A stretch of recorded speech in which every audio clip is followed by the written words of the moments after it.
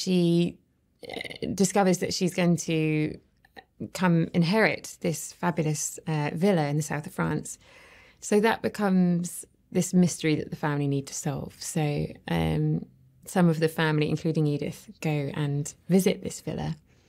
And that really is because Edith she's interested in writing again. She's sort of back to taking back control of the magazine. And yeah, the south of France at this time was becoming a holiday destination, which is new. That hadn't been something that people did. The hotels would close in the summer because everyone thought it was too hot.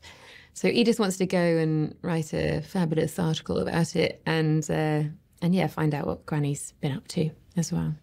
It's always such a joy to get the new scripts, and yeah, this one didn't disappoint. It's completely full of sort of fun moments with all of the characters you love, and he takes it in a completely different direction, which is sort of a new era. Is seeing the modern world come to Downton in a different way than we've seen before. There's always a bit of a challenge for the aristos, but in this movie we see Hollywood come to Downton, we see the film company arrive, and yeah, so many hilarious moments come from that.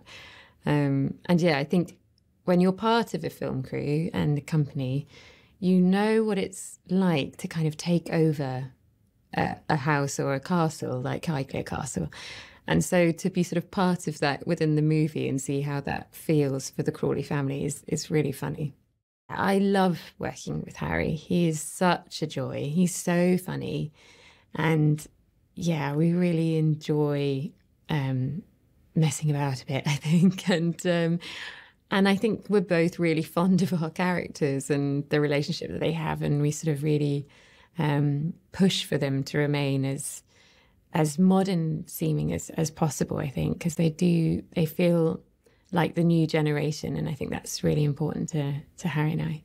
I mean, it's amazing. We have really grown together, and yeah, it was one of my first ever jobs, so it was a real education for me, and I felt, I've had the best time learning from these incredible actors. And yeah, we now take these breaks and come back together, which has been a real treat.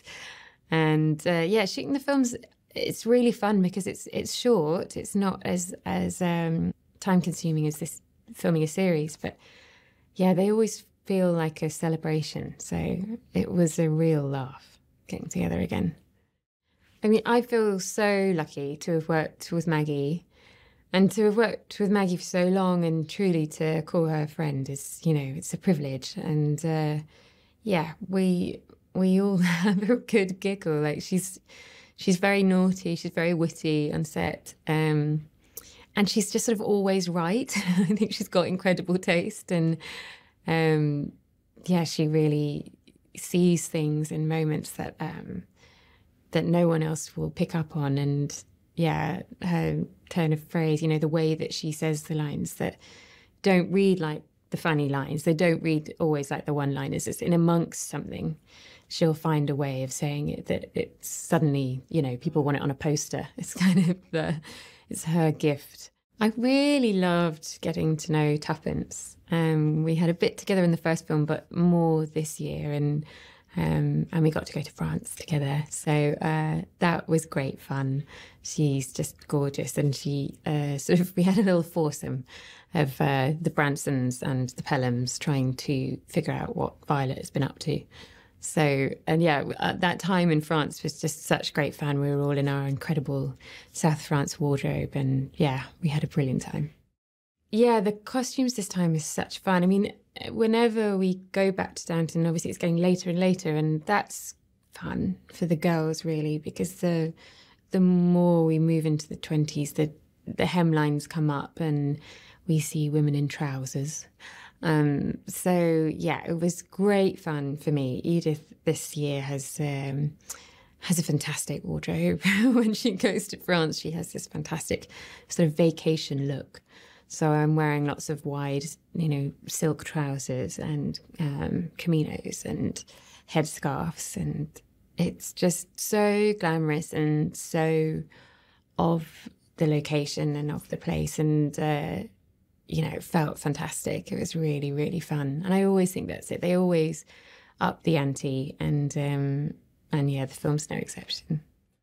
Anna Robbins, our costume designer, she'll do lots of different things. She'll find original pieces. She'll try and sort of find examples of ideas she's had, and she'll find original pieces from around the world. She gets a lot from Paris, and I know she got quite a lot from America for the film as well. And yeah, we'll try them, and if there's any way we can use the original, we will. But if it's too damaged or the fit's not quite right, we might remake it or try it in a different colour. Or yeah, it's great fun. Well, we have more time per minute, you know, to shoot what we have to make, and that does allow everyone just a chance to really flex their muscles. I think, whether that's costume or hair and makeup or you know, our props and settings, it's really that much more dramatic, and the sort of depth of field of what you're looking at in the picture is just that much greater. And yeah, when we were in France, I couldn't really get over the villa. I don't know what I pictured, but maybe, I don't know, smaller and rustic almost, and it's, you know, vast. It feels kind of like Beverly Hills to me. It's very glamorous. But yeah, these marble staircases and, you know, palm trees stretching down to the sea. And it was stunning. So I'm so pleased that they've captured it all on film, because you just couldn't believe what you were seeing, really. It was so wonderful working with Simon. He's obviously married to my mama. So we've known him for years, and he's always been so supportive and a champion of everyone in the cast. I really feel like that. And so to get a chance to work with him was amazing. And yeah, he knew everyone's storyline. He knew everyone's history. And that brought so much to the show, because he really knew the dynamics and what he could stretch out and what he could pull out of each beat, which is so much a part of the show. It's so much about what's not said as well, particularly between the upstairs and downstairs. You don't want to miss what the servants are not saying in a scene filled with the upstairs lot chatting away. And he really got that. And yeah, I mean, it really added as well to the feeling of, you know, a family working together and travelling together. It felt like we were on holiday. And yeah, that was really special.